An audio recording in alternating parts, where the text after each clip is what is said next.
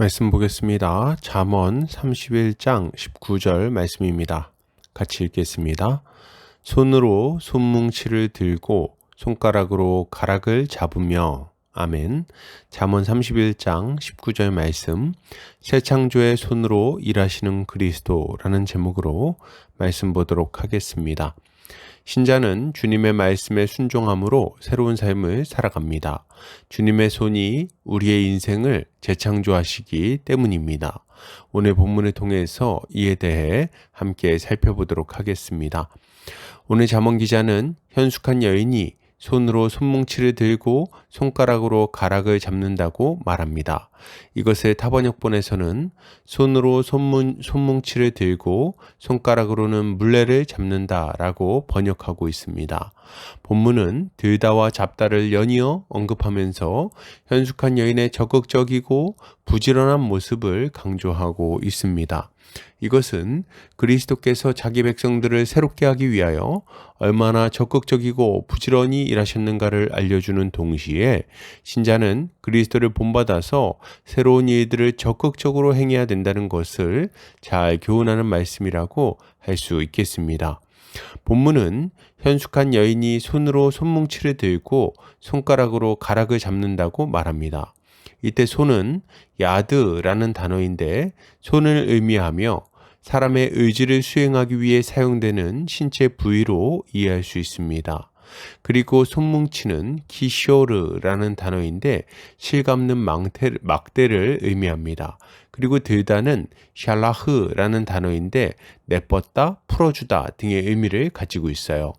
그리고 잡다는 타마크라는 단어인데 붙잡다, 떠받치다 등의 의미를 가지고 있습니다. 그러니까 정리해보면 현숙한 여인은 손으로 실감는 막대를 풀고 손가락으로 가락을 붙잡는다는 말을 하고 있는 것입니다. 여기서 손뭉치를 들고 손가락으로 가락을 잡는다는 표현은 이 여인이 부지런히 손을 놀려서 물레를 돌리고 있는 장면을 표현하고 있습니다.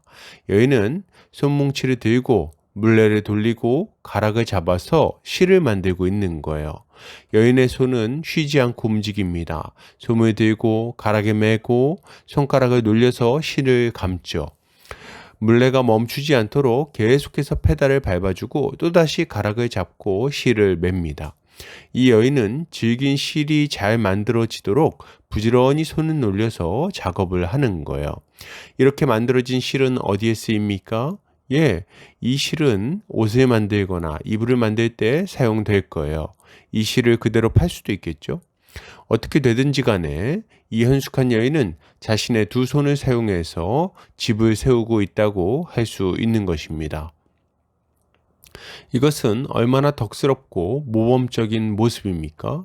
그녀는 돈놀이를 하지 않았습니다. 도박을 해서 돈을 벌거나 유행수를 바라지도 않았어요. 그 손으로 악을 행하지도 않았습니다. 손을 들어 다른 사람을 치고 약자의 것을 빼앗지 않았어요. 다른 이의 물건에 손을 대지도 않았습니다.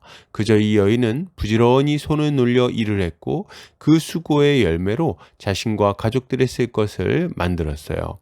세상 사람들이 볼 때는 좀 미련하고 어리석은 모습처럼 보일 수도 있었을 겁니다. 남들은 쉽사리 돈 벌고 그것으로 사치하며 살아갈 때 이 여인은 여전히 물레를 돌리며 가락을 잡고 있으니까 미련하게 보이지 않았겠습니까? 그러나 여러분, 이것은 실상 미련한 일이 아니요 참으로 지혜롭고 덕스러운 모습임을 알아야 됩니다. 왜요? 살아계신 하나님 앞에서 악을 행하지 않고 성실하고 적극적인 태도로 일해서 정직하게 가정을 세워나갔기 때문이에요. 이것은 현숙한 여인이신 그리스도께서 우리를 위하여 얼마나 적극적이고도 부지런히 일하셨는지를 잘 교훈하고 있습니다.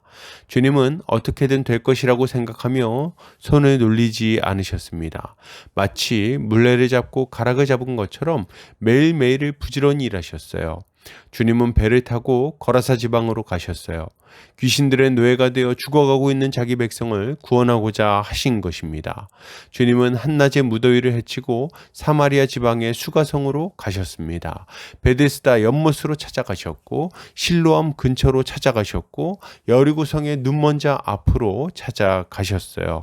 예, 주님의 손은 괴로움 가운데 있는 여인을 일으키셨고 38년 된 병자를 붙드셨으며 괴로워하는 나병 환자를 만지셨습니다. 주님은 이들을 찾아가셨고 일으키셨고 만져주셨어요. 현숙한 여인이 물레를 돌려서 실을 자아내는 것처럼 주님은 그 손으로 사람을 온전하게 만드는 놀라운 회복의 역사를 계속해서 부지런히 일으키신 것입니다. 이것은 병자들에게만 해당되는 이야기가 아닙니다. 주님은 지금도 교회라는 물레를 부지런히 돌리고 계십니다. 소망 없는 영혼들도 교회라는 물레에서 주님의 손길을 만나기만 하면 새로운 피조물로 거듭나는 역사가 일어나는 거예요. 주님은 지금도 끊임없이 재창조의 역사를 이루고 계십니다. 주님의 손길이 닿는 곳마다 회복의 역사가 일어나는 거예요.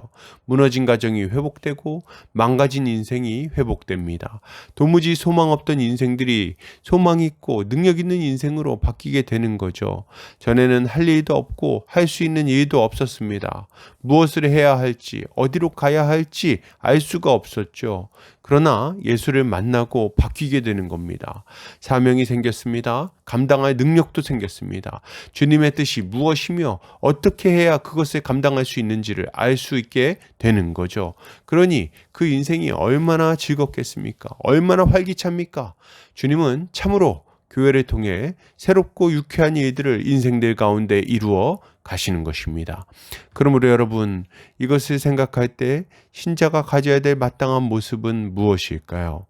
가장 먼저 신자는 우리를 위해서 일하시는 그리스도께 감사와 찬양을 올려드려야 하겠습니다. 그리고 주님의 인도하심을 따라 새롭고 복된 삶을 살아가야 하겠죠. 주님의 손길을 거부하지 않아야 됩니다. 주님은 말씀으로 우리의 인생에 계속해서 손을 대고 계십니다. 손뭉텅이 같은 우리의 미성숙한 인격 속에서 성령의 열매라는 생명의 씨를 이끌어내시는 거죠. 우리는 말씀에 적극 순종함으로 이런 재창조의 역사가 날마다 우리 인생 가운데 일어나도록 해야 하는 것입니다. 이렇게 할 때 우리는 점차 그리스도의 형상으로 지어져 가게 되는 거예요. 또한 신자는 주님이 맡기신 사명을 부지런히 감당해야 하겠습니다. 우리 주님이 부지런히 일하셨는데 우리가 어떻게 게을리 일할 수 있겠습니까? 우리는 적극적으로 부지런히 사명을 감당해야 됩니다. 손뭉치처럼 보이는 그런 자들을 만나서 복음을 전해야 돼요. 복음을 전하고 함께 밥을 먹고 어려운 일들을 도와주어야 하겠습니다. 섬김의 자리에서 그리스도의 섬김을 대행해야 하는 거죠. 우리의 손이 그리스도의 손으로 쓰임받게 해야 됩니다. 이렇게 할 때 어떤 일이 일어납니까? 우리의 손을 통해 주님은 이들의 영혼을 새롭게 만드실 거예요. 이들의 인격은 변화되게 될 것이고 이들의 인생은 바뀌게 될 겁니다. 이전에는 쓸모없는 손뭉텅이 같은 인생이었다면 이제는 질기고 튼튼한 실과 같은 인생이 될 거예요. 하나님은 그 허무하고 무의미한 인생을 참으로 가치 있고 복된 인생으로 바꾸어 주실 것입니다. 우린 이것을 믿음으로 주님의 손으로서의 사명을 감당해야 하는 거예요. 결론을 드립니다. 여러분, 우리를 새롭게 하신 그리스도께 감사합시다. 주님의 손에 우리가 순종하며 새로운 삶을 살아가야 하겠습니다. 그리고 주님이 맡기신 사명을 부지런히 감당합시다. 주님은 순종하는 우리의 손을 통해 새로운 일들을 계속해서 이루어 가실 것입니다. 오늘도 주님의 지혜로 승리하는 성도님들 되시기를 주의 이름으로 축복합니다.